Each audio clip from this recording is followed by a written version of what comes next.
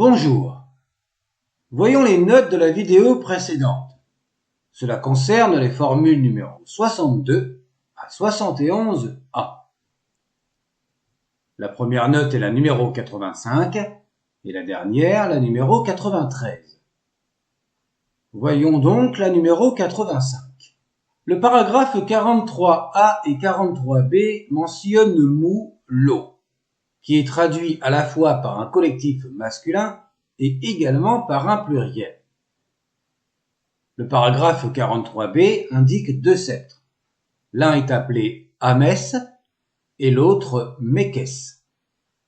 Le sceptre Amès est tenu dans la main gauche du souverain. Symbole de royauté, il a le pouvoir de briser le bouclier de ses adversaires. Dans les textes des pyramides, il agit en dieu Horus en qualité de protecteur et du maintien de l'ordre. Il peut être associé avec le sceptre lotus, symbolisant la résurrection. Le hiéroglyphe qui le représente est le S44. C'est un nouveau hiéroglyphe. Dans les différentes graphies, on peut trouver le hiéroglyphe de la chouette pour le son M entre le A et le S. Mais le déterminatif suffit à lui-même pour la translittération qui n'est jamais écrite simplement AS, éventuellement avec un M entre parenthèses, bien entendu. Le sceptre Amès était principalement fabriqué à Héliopolis. On en reparlera plus tard dans une autre note. Le sceptre Mékès représente l'héritage royal et légitime. Il est également porté à la main gauche, et dans la main droite du roi, il y a le flagellum. Le hiéroglyphe qui le représente est le R88A. C'est une graphie du R88 qui, elle, n'est pas utilisée avant le Nouvel Empire. Nous avons donc deux nouveaux hiéroglyphes. Néanmoins, le paragraphe 134C de la formule 213, que nous verrons plus tard, indique Mékès Nehbet, le sceptre Mékès et le sceptre Nehbet. Les deux sceptres sont mentionnés l'un après l'autre. Il est possible de translittérer le hiéroglyphe R88A dans notre paragraphe 43A par Mékès ou Nehbet, s'il est noté en idéogramme. Le sceptre Nehbet est utilisé pour donner des ordres aux vivants de l'autre monde, c'est-à-dire ceux qui ne périssent pas. La version de Pépideux n'indique que la fin. Sefererek Imiues, Amès, Djeba, Mékès ou Nehbet. Un sceptre est également mentionné au milieu des deux autres. C'est le sceptre Djeba, qui est déterminé par le S163. Encore un nouveau hiéroglyphe. En dehors des textes des pyramides, il est noté Djeba Hor, sceptre Djeba d'Horus. Nous comprenons aisément que le roi agit en dieu Horus, mais les contextes n'apportent pas davantage de précision. Peut-être que ce sceptre est en lien avec le pagne Djeba multicolore que l'on a vu précédemment à la note numéro 81 de la vidéo 217. Note numéro 86. Comme vu précédemment, pour les parallèles à la 26e dynastie, le paragraphe 44AB peut être traduit ainsi. Osiris Pépideux Néferkaré, prends donc soin de ton fils Horus, place-le donc en toi. Le paragraphe 44C mentionne trois sceptres, Méren, Isser et Amès. Nous connaissons le sceptre Amès, qui est également dans la formule 62. Le sceptre Méren est uniquement attesté dans cette formule. Nous ne pouvons donc le décrire très précisément. Quant au sceptre Isser, il n'est attesté que dans cette formule également. Il existe l'arbre Isser, le tamari. On peut supposer que le sceptre était fait de ce bois et qu'il protégeait les habitations pendant la nuit contre les ennemis. Car dans l'Égypte ancienne, le tamari est associé à Osiris, son sarcophage était en tamari, ce bois était sacré pour sa protection. Passons à la note numéro 87. La version de Pépi 2 pour le paragraphe 45b n'indique que le sceptre Djéser écrit avec la même graphie. La version de Net mentionne 4 sceptres, dont à nouveau le sceptre Amès que l'on a vu précédemment. En premier, le sceptre Djéser, qui n'est mentionné que dans cette formule, aucun parallèle ne lui est connu. On peut supposer qu'il était utilisé pour se frayer un chemin en dispersant ce qui est hostile par rapport au verbe Djéser, qui signifie la même chose. Le deuxième, c'est le sceptre Retzeret, que l'on peut littéralement traduire par « à travers la campagne ». Il est utilisé dans le rituel de la régénération, rappelant la fête du jubilé tous les 30 ans. C'est la répétition du couronnement. Dans les textes des pyramides, il permet au souverain de traverser les champs et les campagnes de l'autre monde. Et en dernier, nous avons Amès Yunou, c'est-à-dire le sceptre Amès d'Héliopolis. À cela une variante au paragraphe 46c. Le titre Medjehu Amès, fabricant du sceptre Amès, indique dans les textes que sa fabrication était connue à Héliopolis. Mais comme la formule mentionne le sceptre Amès et le sceptre Amès d'Héliopolis, il doit y avoir une différence entre les deux. D'autre part, le sceptre Amès d'Héliopolis est noté avec le déterminatif S163, tandis que le simple sceptre est noté avec le S44. Il est noté également en abrégé dans la formule 65 et 68, plus une variante dans la formule 68, déterminée par le bâton S43. Et dans la formule numéro 67, il est désigné par une épithète Yunoui, celui d'Héliopolis. Passons maintenant à la note numéro 88. Le paragraphe 46a de la formule 66 indique une autre graphie pour le sceptre Retzeret. Il est à noter que l'accessoire pour cette formule a été classé dans le même paragraphe comme la formule 65. À la fin du paragraphe 46bc, la version de Net est notée avec une erreur du scribe.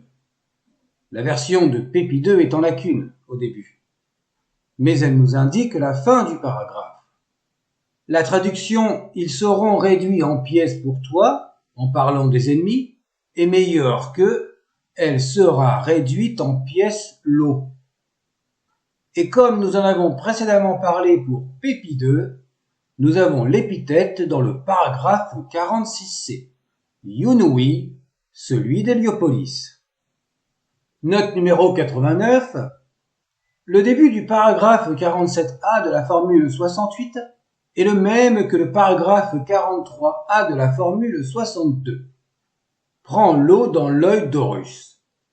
La formule 68 est divisée en paragraphes comportant 2 lettres, car ils se rejoignent et sont séparés par Jet Medou. La formule 69 indique Iret Hor Hejet, l'œil blanc d'Horus. Et pour Pépi 2, nous avons une autre graphie. Nous connaissons les couleurs des yeux du dieu Horus. Celui qui est blanc, c'est son œil gauche, grâce au paragraphe 33b de la formule 43, voir la note numéro 61.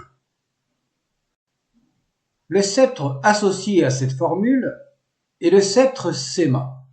Symbole de royauté, il est utilisé pour tuer les ennemis.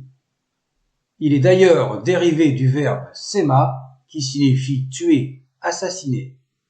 À noter que ce sceptre n'est recensé que dans cette formule. Nous lui donnons le nom de sceptre, même si le déterminatif est le bâton S43. À la base, le sceptre est fabriqué à partir d'un bâton. Note numéro 90.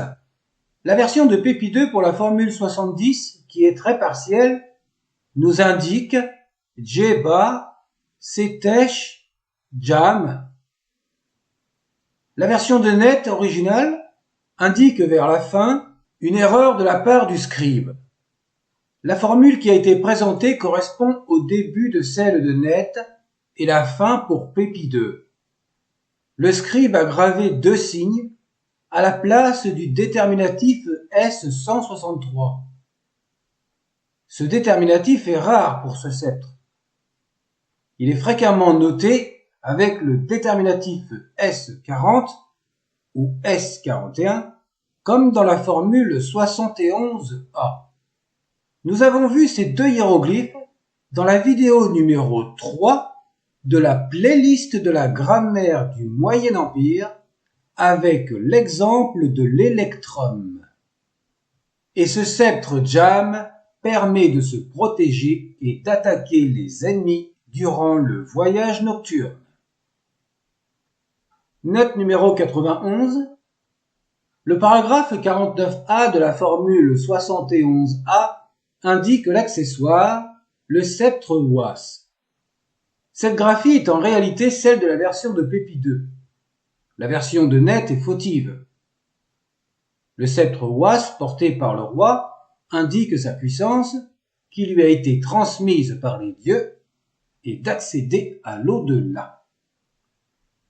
En tant que vivant, exerçant son pouvoir, le roi brandit ce sceptre pour apporter la vie et l'abondance.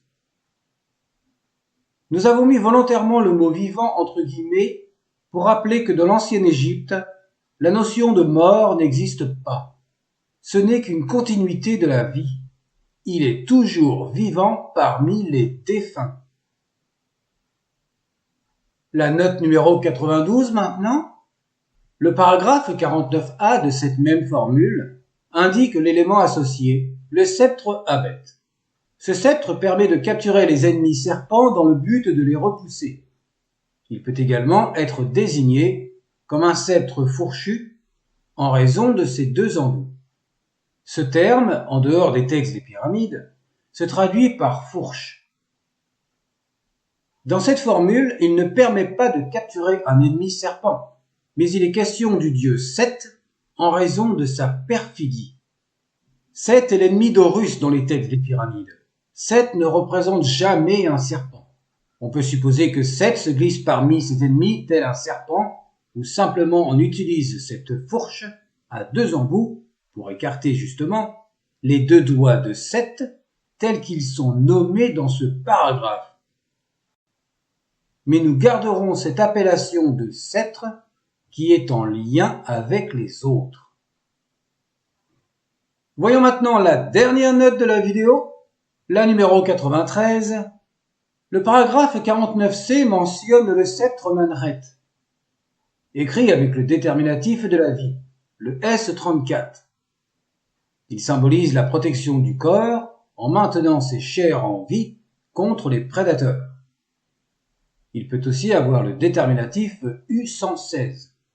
C'est justement la fourche que l'on a vue précédemment pour repousser les animaux qui voudraient manger ses chairs. Au paragraphe 49D, nous avons Necha, le flagellum. Très répandu dans les iconographies et porté sur la poitrine et croisé avec le sceptre Heka, il permet de diriger les élevages et de mener les récoltes. Le déterminatif qui lui correspond est le S45. C'est un nouveau hiéroglyphe. Les enfants d'Horus mentionnés dans ce paragraphe ont été expliqués dans la note numéro 39 pour la formule 33. C'était dans la vidéo 205. Le dernier paragraphe de la formule 71A, le 49E, nous indique le sceptre Aout, ou simplement la crosse ou la houlette. Elle est utilisée par le berger pour son troupeau, et dans le contexte des textes des pyramides, ce sceptre, tel qu'il est nommé, représente la puissance magique transmise par les dieux dans le but de terrasser les adversaires. Nous parlons toujours de Seth. En ce qui concerne le terme out, nous vous avons présenté une autre graphie dans la vidéo 72 de la grammaire du Moyen Empire à partir de 10 minutes. Ce paragraphe indique que la souveraine Nette doit prendre le bras de Nephthys car elle va se servir de son bras pour aider son époux Seth à utiliser l'œil d'Horus pour vaincre les 4 enfants d'Horus avec son œil. Nephthys agit en déesse vengeresse en cette circonstance.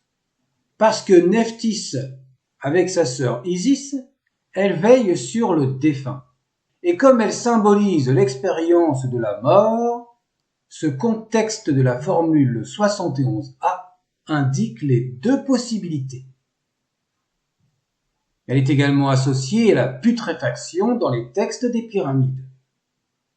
Bref, la vidéo est terminée. Dans la prochaine vidéo des textes des pyramides, nous parlerons de la présentation des arcs et des flèches avec les formules 71B, C et D. Et portez-vous bien!